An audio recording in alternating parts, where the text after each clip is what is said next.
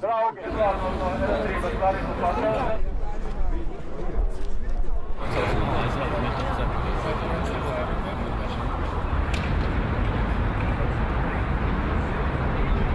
Es ceru, ka šī akcija stimulēs tieši to, ka domājoši, zinoši ļaudis pulcēsies kopā un sāks risināt jautājumus atbilstošā līmenī.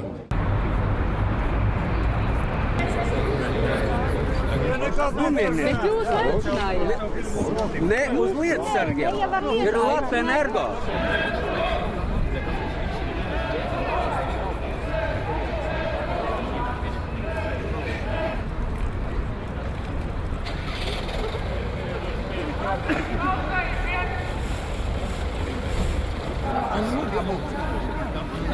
Pirmais jautājums ir, ka ir jābūt programmai, kā Latvijā varētu nodrošināt tomēr pietiekošas darba vietas, lai cilvēkiem būtu kur strādāt un lai šīs darba vietas būtu legālas. Jo viss jau tas skumjākais, ka šīs darba vietas ļoti bieži nelegālas.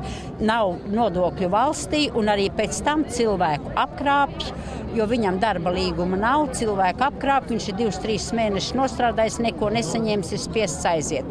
Tieši par šīm problēmām mēs arī šeit šodien esam.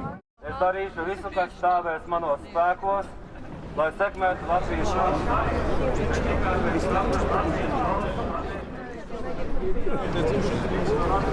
Eiropa mums saka, jums jāatrisina visas problēmas sava nacionāla līmenī, bet kā mēs varam atrisināt, ja neviens negrib ne dzirdēt, ne runāt ar mums? Tāpēc mēs esam šeit. Protams, žēl, ka ne tik daudz cilvēkus, kā vispār vajadzētu būt, ja? Tāpēc, ka tiešām mēs dzīvojam ļoti tagad grūti un smagi. Un lai mūsu valdība, lai prezidents dzirda mums, jūs dzirdat, kāda ir attieksme.